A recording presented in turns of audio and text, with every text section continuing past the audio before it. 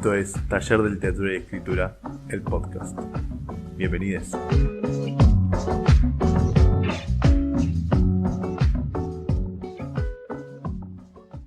Bueno, buenos días, buenas tardes, buenas noches. Como siempre, ya esto es un latiguillo. Esto es Taller de Literatura y Escritura, el podcast.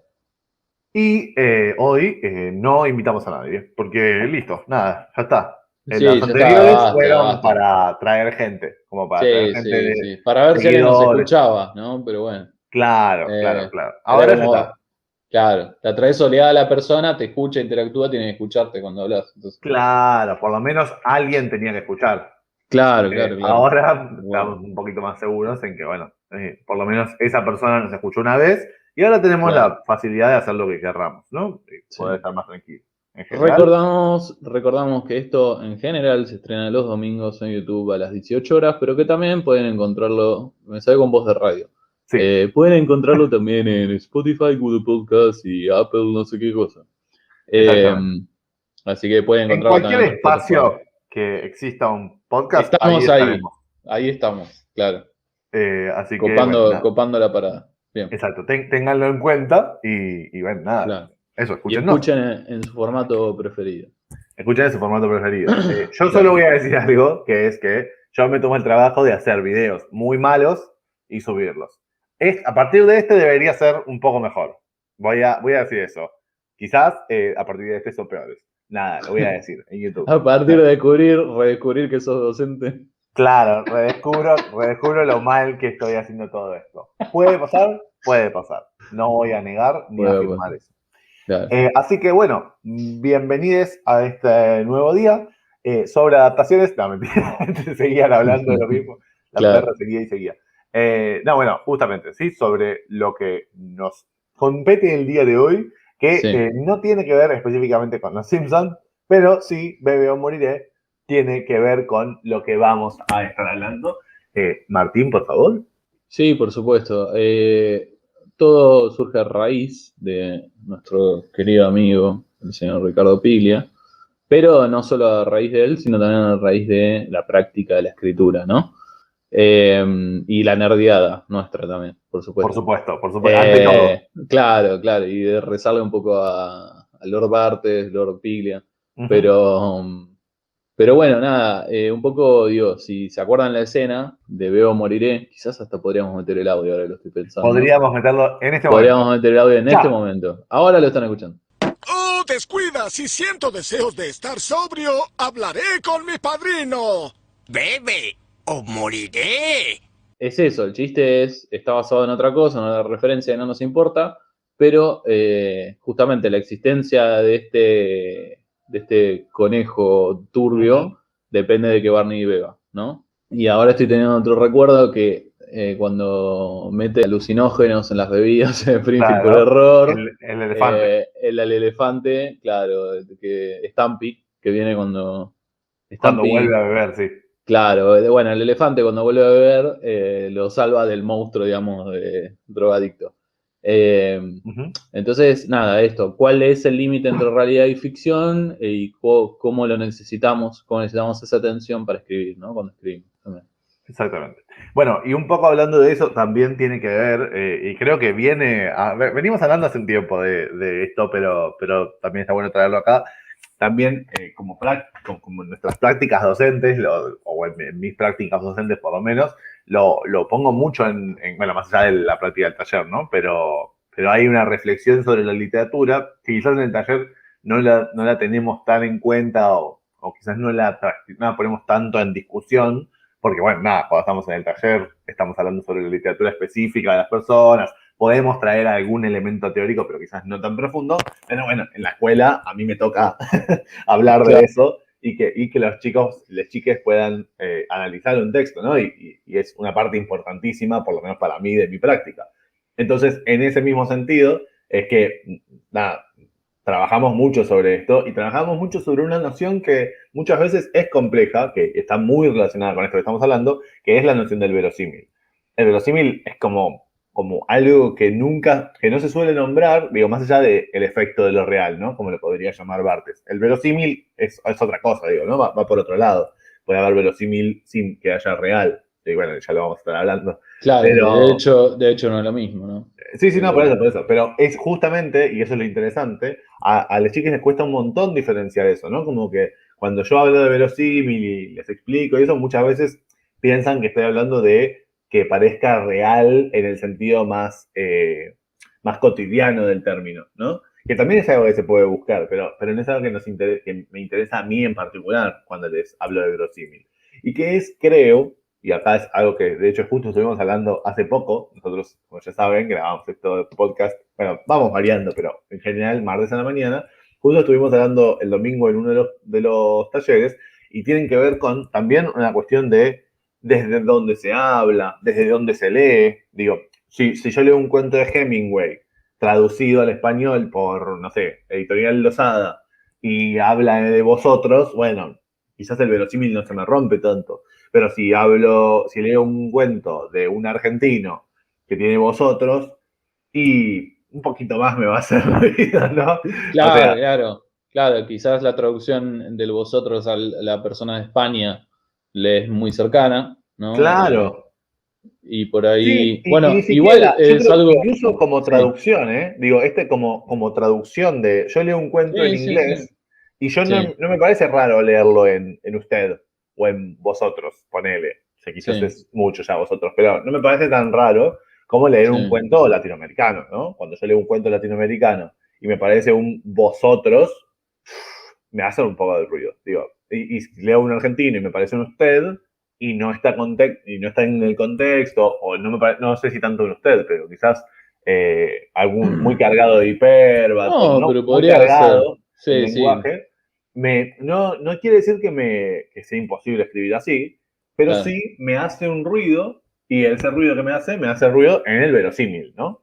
claro. En el creerle a esa persona. Claro, bueno, tiene que ver con eso, que creer que es posible, ¿no? Lo verosímil, creer que es verdadero o la creencia en que puede ser verdadero que es creíble, digamos, básicamente es lo que Ujú. logra la verosimilitud, ¿no? Entonces, digo, también esto que vos decías, de golpe, no sé, vos buscás, no sé, eh, suponete algún cuento latinoamericano donde dicen usted todo el tiempo, y no sé, de golpe es de un país donde se usa, que existe, ¿no? Sí, El como Colombia, por utedeo, ejemplo. claro, sí, pero es en ciertas zonas de Colombia. Hay otros Sí, donde, sí. por ejemplo, en Perú lo usan más, ¿no? Entonces, en otros lugares, entonces, qué sé yo, uno googlea y cuando eso te reafirmó esa creencia de verosimilitud, ya está. Es como, ah, bueno, pum, y seguís Ni leyendo, hablar, ni ¿no? hablar, ni hablar. Porque además es algo lo suficientemente extraño, pero cuando lo tenés tan cerca, que es argentino o argentina, es como, ahí, viste, te hace ruido, ¿no? Claro, y Como, también tiene que ver con una cuestión temporal, ¿no? Porque, digo, el clásico, la clásica frase de Borges, ya que nos vamos a poner nerds, pongámonos nerds en serio, por supuesto. esto no hay camellos en la Corán, ¿no? Digo, esto que él dice que cuando escribió La muerte de la brújula, que es un espacio que está recontra descentralizado de Buenos Aires, o sea que en Sí, ningún momento habla, etcétera, toda la gente le decía, acá veo a Buenos Aires. Y era como la puta madre. claro, ¿Por qué? claro, ¿Por qué si no hay ningún detalle que diga que es Buenos Aires? Bueno, justamente por eso, ¿no? Cuando se le sí, pone en la cara a alguien los detalles, pierde verosímil. Porque claro. justamente es eso, si yo te tengo que mostrar todo el tiempo que estás en Buenos Aires, y quizás es porque no estás en Buenos Aires. Claro, claro, claro. Sí, sí, o querer, ¿cómo decirlo? Sí, bueno, lo realista tiene esta idea también, digamos que es otra cosa de lo que vamos a estar hablando, es esta sensación que tenemos de que la realidad es una cosa dada y que se entiende y que es autoevidente, ¿no? Ni Entonces, que hablar, sí. claramente no. Ujú.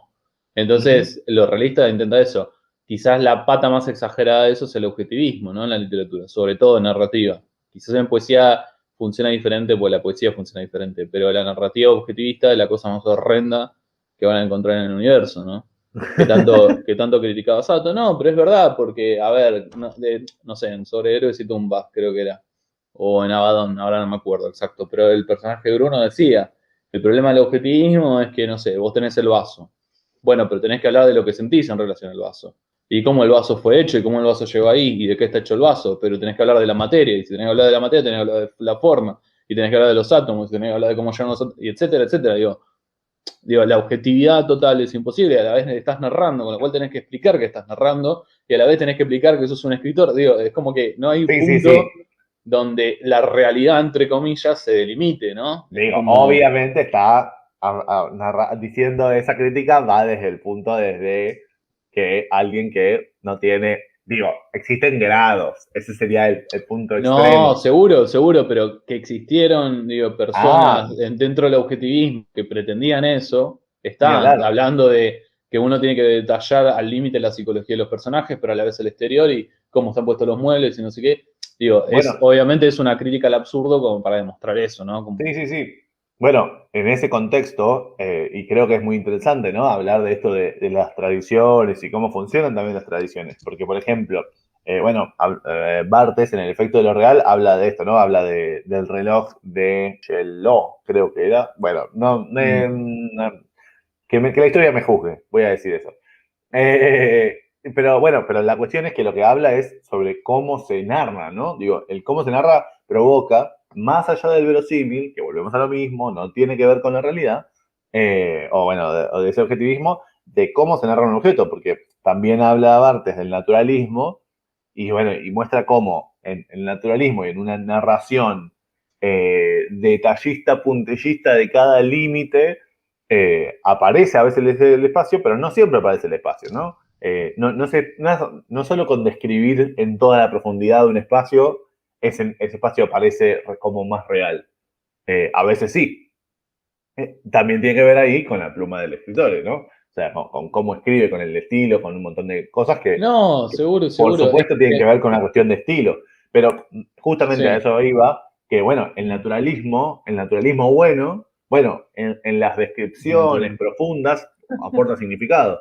Un naturalismo que quizás posterior, que quizás ya era más una copia del naturalismo, ¿no? Como siempre sucede en muchas tradiciones, y sí, eh, caía muy rápido, perdía mucha fuerza porque cuando la descripción deja de aportar un sentido, deja de concebir una nueva escritura, ¿sí? Un nuevo sí, mundo, bueno, sí, se cae rápido porque es eso, y el efecto de lo real, que uno sí. creería que en la descripción más absoluta serviría para que todo se vuelva mucho más presente, bueno, para nada, ¿no? Justamente se aleja y se pierde en ese abismo. Bueno, justo el otro día hablábamos con un par de alumnos del taller en diferentes contextos, pero esto de que, como es, por ejemplo, no sé, Cortázar o mismo me decía, por ejemplo, Tomás, uno de los chicos con los que trabajamos que es de Chile, Ujú. que el chileno de Bolaños era extraño, ¿no? Vivió tanto tiempo en otros lugares, exiliado y en otras situaciones, donde huevón tenía la H, por ejemplo, Claro, ¿no? Entonces, digo, era eso, ¿no? Es como, o Cortázar, digo. Uno lee los textos de Cortázar del 70 o el 80 y es eso, digo, ¿no? Como, es raro porque es un argentino, pero de un tipo que no vive en Argentina hace 40 años, ¿no? Entonces, ujú. es eso, digo, hay algo de esa realidad o ese naturalismo que se pierde. Digo, la prueba de que no existe tal cosa como la realidad de ahora es que va cambiando, ¿no? Y que el Claro. lenguaje va cambiando y va quedando viejas las palabras y ya no se usan lo mismo y los modismos no funcionan y que la gente grande no te entiende y que nosotros no entendemos los más chicos y bla, bla, ¿no? Y es un Sí, proceso continuo. sí, sí, sí, que la Entonces, lengua misma la lengua misma, también. claro, sí, va cambiando, digamos, ¿no? Para no usar la palabra evolucionar que tiene una No, no, pero connotación nada. teleológica, pero, No, ¿no? varía. Varía, sí, varía. ¿Cómo es? Y bueno, y eso pasa cuando escribimos también, ¿no? Esta cuestión de, bueno, cómo habla tal personaje, ¿no? No por querer hacerlo, no para llevarlo para el lado realista, pero no sé, si un personaje es rioplatense, y bueno, seguramente va a vocear, ¿no? Hay cosas que son como muy de un momento, y Y ese si no, momento te incide, ¿no? Para poder claro. generar verosimilitud. Y si no vocea, hay una razón seguramente. Pero Claro, ahí sí, sí. está, que esté la razón. Quisiera empezar por una cuestión que me parece importante en la consideración general de la forma de la narración. Un ensayo de Borges, el arte narrativo y la magia, se mueve en esa dirección. La causalidad es el problema central de la narrativa, señala Borges. Plantea el problema desde la perspectiva de quien narra la historia. Esta reflexión sobre la causalidad en el armado de una trama se remonta a la poética de Aristóteles. En el artículo, Borges tiende a diferenciar dos tipos de literatura. Un relato que obedece a modelos que reproducen aquellos signos que todos imaginamos que son los de la realidad, que pertenecería a la tradición del relato realista. Mientras que los relatos que experimentan un tipo de causalidad metafórica, con asociaciones que no responden a una lógica inmediata, estarían ligados a la literatura fantástica. En resumen, según Borges, en la narración pueden actuar dos tipos de causalidad que son antagónicas e irreconciliables. La motivación de los acontecimientos responde por lo menos a dos lógicas que Borges define como mágica y real, y que nosotros llamaremos ficcional y verosímil. Cada una de ellas postula una poética, por un lado el realismo y por otro lado la literatura fantástica. Es decir, una causalidad que responde al sentido común de lo que nosotros imaginamos que es el funcionamiento de la realidad, y esto Borges lo llama causalidad realista, y un tipo de relación de causa-efecto que obedece a un registro diferente, a una lógica imaginaria que nosotros llamaríamos causalidad ficcional. Me parece que la perspectiva de Borges, de mantener separados estos dos sistemas de causalidad, e incluso, por supuesto, la distinción entre la literatura realista y la literatura fantástica, es algo que debe ser puesto en cuestión. Sería difícil encontrar un texto que sea fantástico en sentido puro, un texto que sea realista en sentido puro. Sin entrar en esa discusión, habría que cuestionar la idea de que las dos causalidades funcionan aisladas. Más bien habría que partir de la hipótesis de que un relato es siempre una transacción entre una lógica de causalidad que reproduce el sentido común y un sistema que obedece a la lógica ficcional que el narrador está usando para justificar su relato.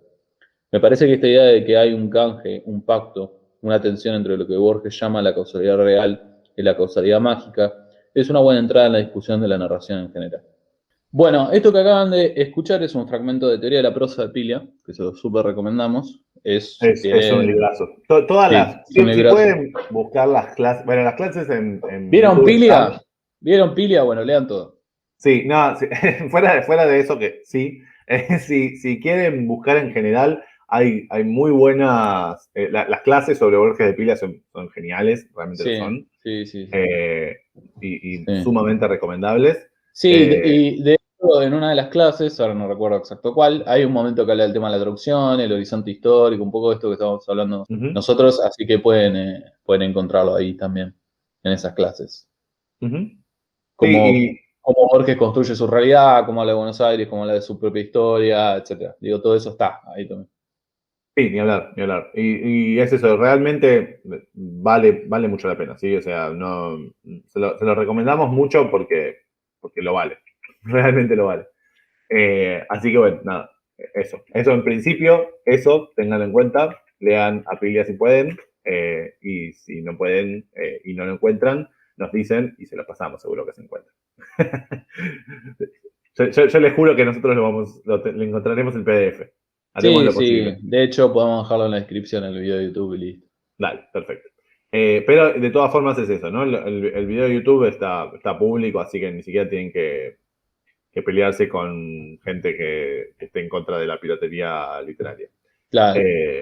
Y así de fácil es escuchar a Filia. Ni siquiera tienen que pelearse con gente que esté en contra de la piratería literaria. Así que bueno, nada, eso, se los recomendamos mucho. Y bueno, y justamente esto fue en parte, y se dan cuenta por qué, fue en parte inspiración para este capítulo, ¿sí? Porque justamente es una masterclass, se podría decir, Sí. sobre la realidad y la ficción, o por lo menos sobre formas de pensar la realidad y la ficción, ¿sí? Así que bueno, nada, eso.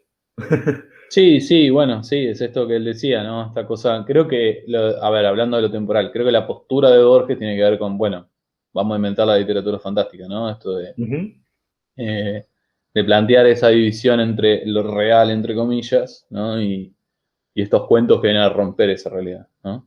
Que de hecho por algo tanto se critica a Borges en la literatura fantástica, justamente por eso, ¿no? Como un escape, como un divertimento, como que no se compromete, lo cual es una boludez grande como una casa, ¿no? Pero bueno, es lógico que haya ese tipo de reacción, justamente. Claro, pero es que creo que es eso, ¿no? Digamos, la idea es como reacción. Y es como una reacción que no se toma el tiempo de leer la literatura en profundidad, porque es relativamente evidente cuando uno se pone a leer que hay muchísima realidad en eso y que fundamentalmente no podría existir sin la realidad. Y ahí es que creo que es interesante esto que hablábamos antes, ¿sí? O antes de empezar el podcast, bueno, nada, evidentemente es importante construir una posibilidad, no sé, por ejemplo, en géneros como la ciencia ficción, es muy importante construir un contexto, más que ciencia ficción, vamos a algo diferente, vamos a fantástico, ¿no? Que es de lo que está hablando. Sí. En un género como el fantástico es muy importante construir un efecto de lo real, porque si no, no hay nada que se rompa, digamos. O sea, Sí, si no, sí, y siempre hay algo digo, no, es sutil siempre, ¿no? Pero como entra lo fantástico, pero hay, bueno, en algunos casos, en otros no, pero digo, siempre está dentro de esa verosimilitud, digo, ¿no? Es como si uno no pudiera acompañar esa fantasía, por decirlo así, o ese ambiente nuevo, no podría leer el cuento, ¿no? Es como, esto cualquier cosa y lo dejas de leer, ¿no? claro, pero es que aparte pierde todo el sentido, digamos. O Sí, sea, el sí. fantástico no tiene ninguna gracia, no tiene ninguna nada. No, Si no no, se lo lee dentro del el quiebre, digo. Y claro, acá claro, podemos claro. pensar tanto a Borges, que es como un exponente un poco particular, bueno, todos los exponentes fantásticos son particulares, justamente eso es lo que los hacen interesantes. Sí, Pero podemos pensar, digamos, desde un Lucas de Cortázar, ¿no?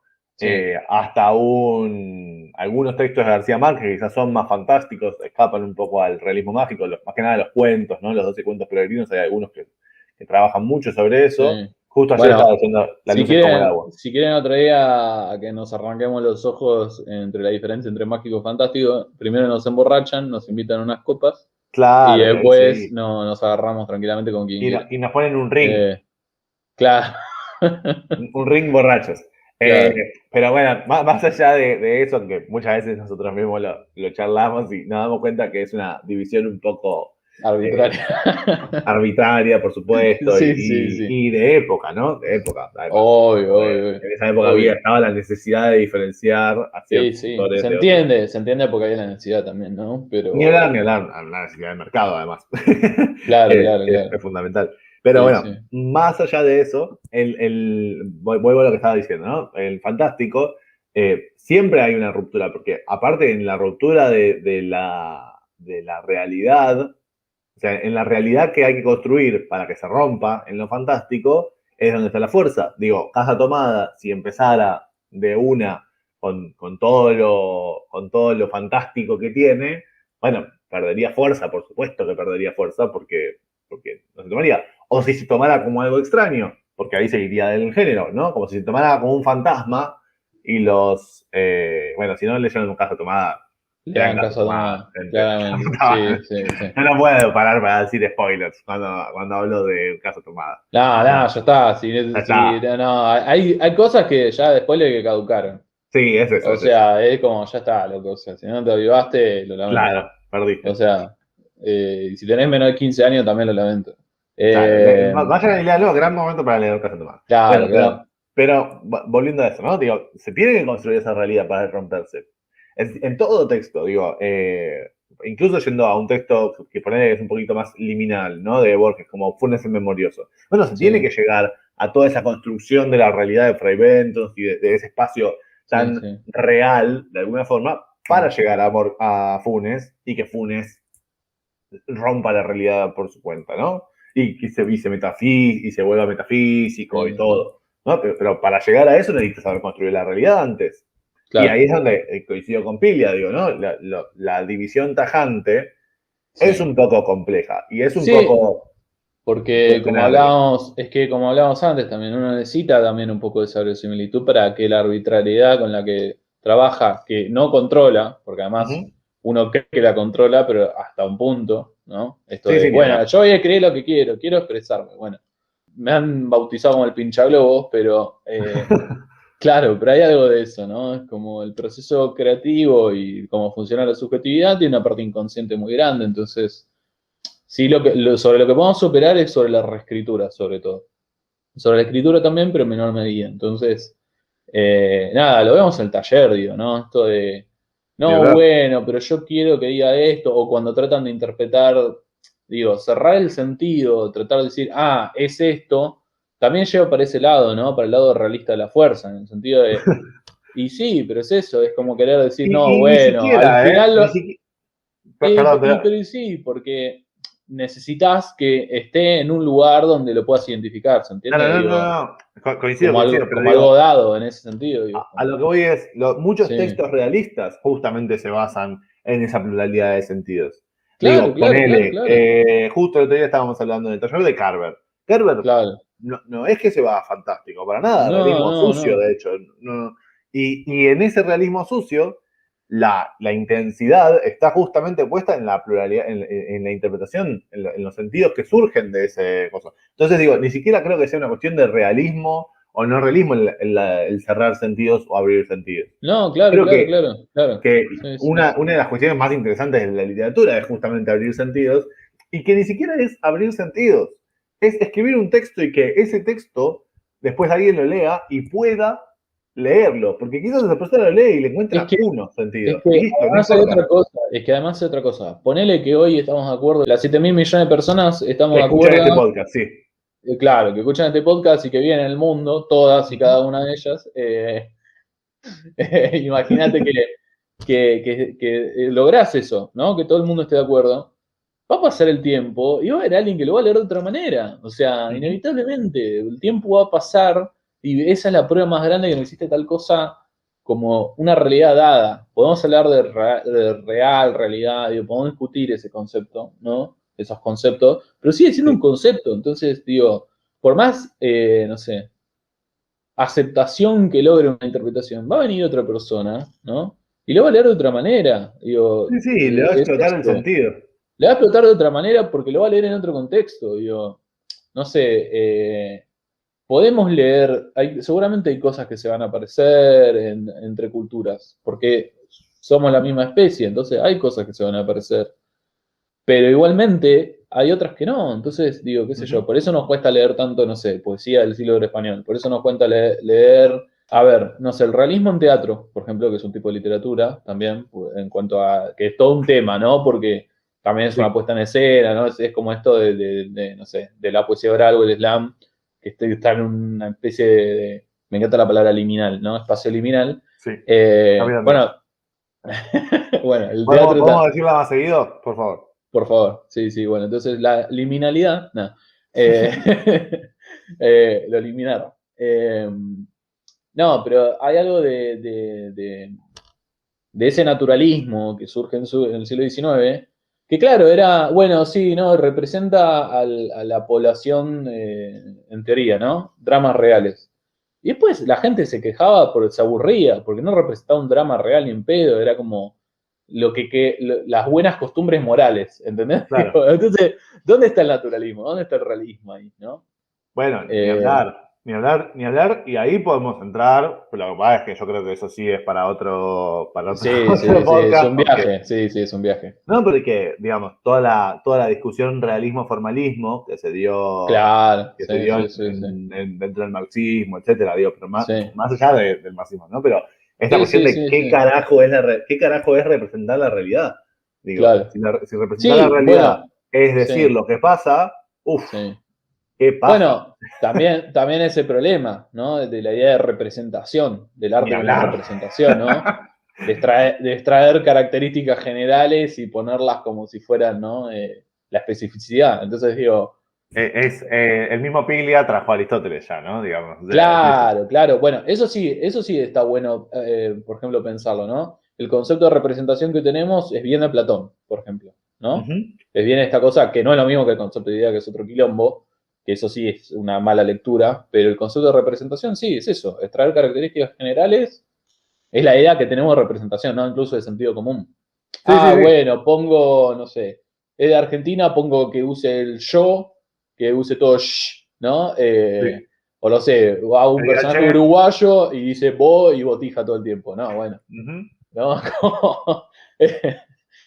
No funciona así, ¿no? O sea, no funciona, o no sé, está lleno de tutoriales de cómo escribir personajes y, bueno, armar una ficha y no sirve de nada eso, o sea. No. O sea, no sirve de nada desde el punto en el cual hay que entender al personaje, ¿no? Y quizás, como podemos ir ya ir cerrando, pero me parece interesante esto de, el otro día escuchaba de interpretación. Escuché una entrevista que le hicieron a Julián Cartoon, Sí. que le hizo, de hecho, en otro podcast, si quieren ir a ver el podcast, se llama Comedia, es muy interesante, de Adrián Lackerman.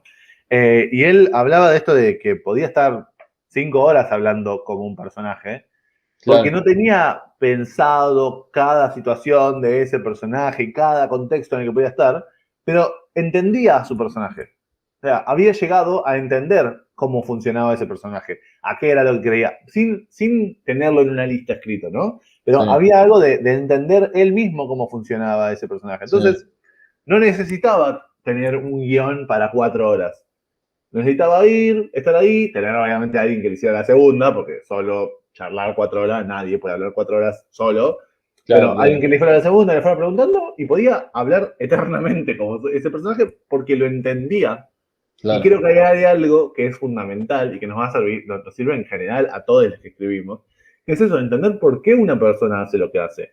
claro. Aunque sea, no entenderlo desde vuelta, no entenderlo desde una lista de, lo hace por esto. No, entender los motivos, empatizar con los personajes que uno crea, aunque Sí, sea la persona más chota, sí. empatizar sirve para poder profundizar sobre lo que Sí, hace y poder darle volumen a lo que es hace. que incluso es más que empatizar, ¿no? Y si querés podemos ir cerrando y lo dejo como clickbait. Si surge, Ujú. surge, si no, no. Ya se enterarán, y nosotros también en el futuro, o sea, de esta gente del pasado. En ese mismo libro, Piglia plantea esta cuestión de que los personajes se construyen como una subjetividad. Entonces, abordarlos como, primero, que es una idea súper rupturista la de Piglia y que ayuda a profundizar un problema que es esto de la gente que dice los personajes están vivos y los que dice que son representaciones, ¿no? Ujú. Eh, digo, podemos dejarlo ahí, ¿no? Como digo, no tanto romper un poco la idea de que el personaje es una persona real y Sí, también que es un muñeco de cartón que puedes armar no sé, pintándole cosas encima, ¿no? sí. Eh, pero bueno, nada, lo podemos dejar ahí como clickbait para, Ujú. para otro podcast. Perfecto. Que así sea. Que así sea. Bien. Bueno, muchas gracias por Bueno, acompañarnos. Cualquier consulta, cualquier duda o cualquier cuestionamiento que tengan a lo que acabamos de decir, más que bienvenidos de bardearnos por inbox, por Instagram tal y cual. si Sí, no, por sí. acá, por comentarios en YouTube. Bueno, claro, no También pueden hacer comentarios en Spotify, por pero Facebook, aunque es muy probable que no lo leamos hasta un tiempo después, pero pueden mandarlo claro. también. Y si TikTok, quieren, ahora y tenemos es más, TikTok si también, así quieren, que, claro, si quieren pueden agarrar, compartir este podcast en sus historias y por todo lo que están en contra. claro, también, sobre todo. Sobre Sí, todo sí, hacer sí. eso. Sobre todo eso. Bueno, muchas gracias. Esto Bueno, fue Taller de Literatura y Escritura. el podcast. Un beso grande. Chao, chao.